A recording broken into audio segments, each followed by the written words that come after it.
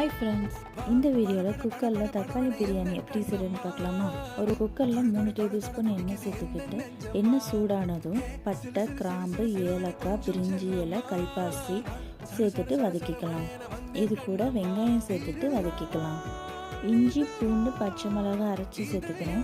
பச்சை வாசனை போகிற வரைக்கும் வதக்கிக்கலாம். இப்போ இதில் தக்காளி சேர்த்துட்டு வதக்கிக்கலாம். தேவையான அளவு உப்பு சேர்த்துட்டு நல்லா வதக்கிக்கலாம். தக்காளி மேஷ் ஆகிற வரைக்கும் வதக்கிக்கணும். கரம் மசாலா, தேவையான அளவு மிளகாய் தூள் சேர்த்துட்டு வதக்கிக்கிறேன். இது கூட புதினா சேர்த்துட்டு மிக்ஸ் பண்ணிக்கோங்க. 1 கிளாஸ் பச்சரிசிக்கு 2 கிளாஸ் தண்ணி சேர்த்துக்கிட்டேன்.